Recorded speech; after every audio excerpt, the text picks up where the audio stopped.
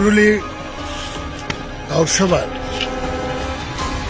৪৭ নম্বর পিলারের এখানে বাংলাদেশে কিছু নাগরিক জড়ো হয়ে একটা উত্তেজনার সৃষ্টি করেছে।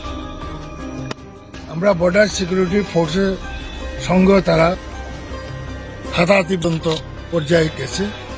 তাই পরবর্তী সময়ে ওরা চলে গেছে। তাদের বর্ডার গার্ড একালে বিডিআর বলতো, তারাও এসছে এবং ফ্ল্যাগ মিটিং একটা হয়েছে এবং বিএসএফ পদস্থ অফিসারের সঙ্গে কথা বলেছি। বলছে দোনো সাইডের মিটিং হয়েছে, ফ্ল্যাগ মিটিং, কথা হয়েছে যে না আমাদের যারা ফোর্স আমরা যারা আছে আমাদের মধ্যে যাতে রিলেশন খারাপ না, আপনারাও আপনাদের লোকরা সামাল দেন, আমরা এই অঞ্চলের মানুষকেও আমরা বুঝিয়ে রাখি।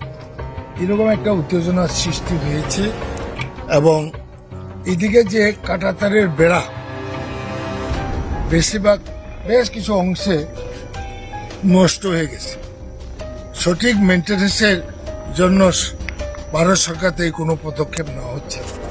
শুনেছি মিনিমাম ফান্ড এসছে, এই ফান্ড দিয়ে তো আর এই বিস্তীর্ণ এরিয়ার যে কাঁটাতারের বেড়াটা মেনটেন্যান্স করা যায় না। সুযোগ পেয়েছে কারণ সরকারের যে নীতির ফলে ওইখানে বাংলাদেশের নাগরিকদের মধ্যে একটা অংশে প্রভাবিত হয়, যার কারণে সেই ব্লেকার হোক আর সাধু মানুষ হোক তারাও এইভাবে করছে। এবং এইদিকে মেইনলি প্রবলেম হচ্ছে বাংলাদেশ বর্ডারে ইলিগ্যাল ব্যবসা আর কি। একটা লিগ্যাল ব্যবসা আছে, যেমন আমরা চেকপোস্টে হয়, এইটা একটা ইলিগ্যাল ব্যবসা। এখন এগুলা বন্ধ করতে গেলে সরকারকে তাদের স্বনির্ভরের একটা ব্যবস্থা করতে হবে, যারাই করছে।